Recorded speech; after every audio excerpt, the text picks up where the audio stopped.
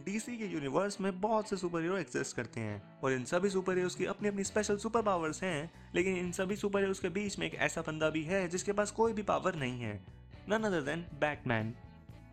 और बैटमैन को super hero बनाती है उसकी फाइटिंग स्किल्स, जिसके लिए ब्रूस ने काफी मेहनत करी है, काफी ट्रेनिंग करी थी, प्लस उसकी टेक्नोलॉजी। अब हमें ब्रूस वेन की स्टोरी के बारे में तो पता ही है कि आखिर वो एक बिलियनर है। वो जितनी मर्जी चाहे मशीनरी, नए नए वेपन्स खरीद सकता है, क्रिएट कर सकता है, क्योंकि उसके पास पैसों की कमी नहीं है। और यही वेपन्स आगे उसे अपने विलेन से लड़ने में काफी हेल्प भी करते हैं। और बैटमैन के पास इतने यूनिक तरह के वेपन्स हैं कि जिनकी एक अच्छी खासी लंबी चौड़ी लिस्ट तैयार की जा सकती है, लेकिन आज हम उस बारे में बात नहीं करेंगे। इन्हीं वेपन्स टेक्नोलॉजी के बीच में आती हैं बैटमैन के बैट व्हीकल्स।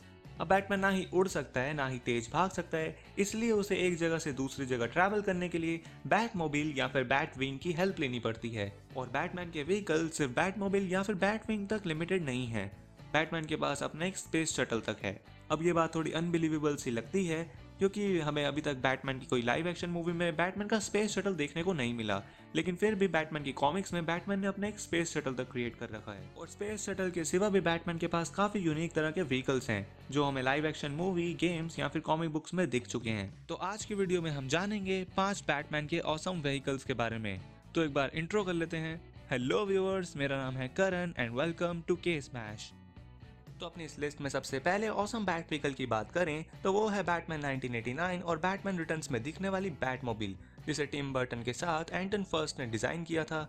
और अब जानते हैं इस गाड़ी के कुछ फीचर्स। इस गाड़ी को 0 to 60 माइल्स पर आवर की स्पीड पकड़ने में सिर्फ 3.7 सेकंड्स लगते हैं और इस गाड़ी की टॉप स्पीड है 530 किलोमीटर्स पर आवर अपने बूस्टर्स के साथ। और इस बैटमोबाइल के एक्सटीरियर वेपन्स की बात करें तो इसमें grappling hook launchers, disc projectile launcher, bomb dispenser, shin breakers, एक अपना central foot, rear oil dispenser और इसके फ्रंट में M1919.30 की कैलिबर मशीन गन्स हैं। और इस बैटमोबाइल का सबसे ऑसम फीचर है इमरजेंसी बैट मिसाइल मोड। अब इस मोड को हमने बैटमैन रिटर्न्स में देखा है, जहां पेंगुइन बैटमोबाइल हैक कर लेता है और बैटमैन को इसे कंट्रोल करने में काफी डिफिकल्टी आ रही होती है, जिसके बाद Batman emergency bat missile mode को एक्टिवेट कर देता है। यही इमरजेंसी बैट मिसाइल मोड आगे चल के इंस्पिरेशन बना द डार्क नाइट के उस ऑसम सीन का, जिसमें टम्बलर डैमेज हो जाती है और बैटमैन अंदर से बैटपॉड क्रिएट करके निकलता है। और सबसे लास्ट में आता है कोकून मोड, जिसमें बैटमोबाइल के ऊपर अपनी एक आर्मर प्लेट आ जाती है और बैटमोबाइल पूरे आर्मर से कवर हो जाती है। जब बैटमैन इसे ड्राइव ना कर रहा हो और किसी सुनसान रास्ते पे या फिर बैटमैन को कहीं जाना हो तो बैटमोबाइल इस कोकून मोड में आ जाती है। और बैटमोबाइल के ऊपर आने वाली ये आर्मर प्लेटिंग इतनी ज्यादा मजबूत है कि इसे बड़ी बड़ी मिसाइल्स, ग्रेनाइट कुछ भी नुकसान नहीं पहुंचा सकती। और इस लिस्ट के सेकंड व्हीकल की बात करें तो वो है बैट्स कीबोर्ड, जिसका अपीयरेंस हमने बैटमैन रिटर्न्स मूवी में देखा था। ये एक सिंगल सीटर व्हीकल है और इसमें वेपन्स की बात करें तो टॉर्पेडो लॉन्चर्स लगे हैं और साथ ही साथ अपना एक रडार सिस्टम है। और इस व्हीकल के अगर हम मेजरमेंट्स की बात करें तो ये 7.6 मीटर्स लॉन्ग और 4.9 मीटर्स वाइड है। अगर हम बैटमैन रिटर्न्स मूवी के अकॉर्डिंग देखें तो बैटमैन ने बैट्स कीबोर्ड को गौतम शहर के सीवर्स में आसानी से चलाने के लिए बनाया था। और बैटमैन ने इस व्हीकल में कुछ बैट्स को भी स्टोर करके रखा हुआ है, जो कि इमरजेंसी सिचुएशन में बैटमैन की हेल्प करते हैं। और यही बैट्स बैटमैन की हेल्प करते हैं पेंगुइन को डिफीट करने में। Riot tank Batmobile.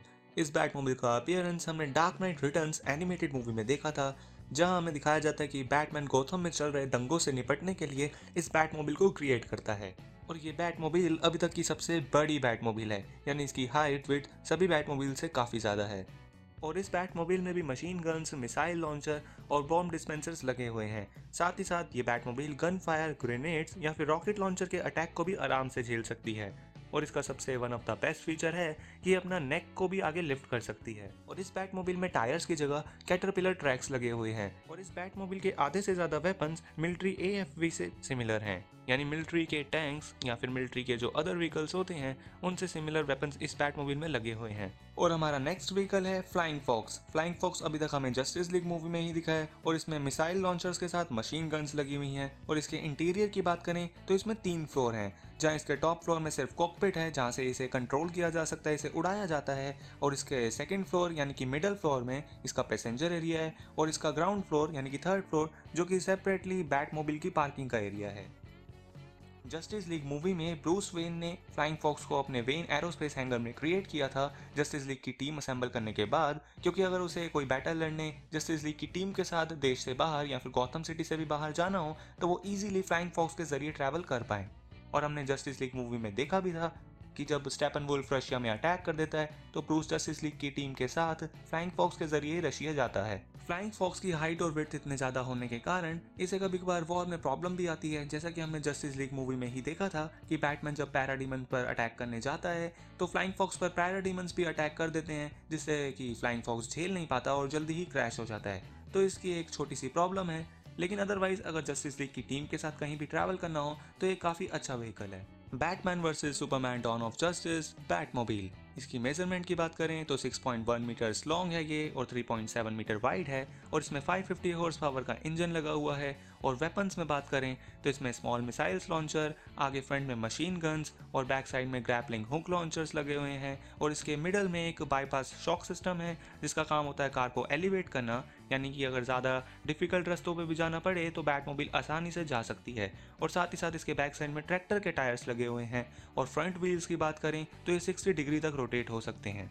और आगे चलकर जस्टिस लीग मूवी में भी इसी बैटमोबाइल को ब्रूस वेन ने अपग्रेड किया था। इसमें और मशीन गन्स ऐड करी थी और पैराडीमन से लड़ने के लिए एक साउंड सिस्टम भी ऐड किया गया था। तो अब इस वीडियो को एंड करते हैं और आपको इन सभी व्हीकल्स में सबसे बढ़िया व्हीकल कौन सा लगा मुझे कमेंट करके ज़रूर बताएं।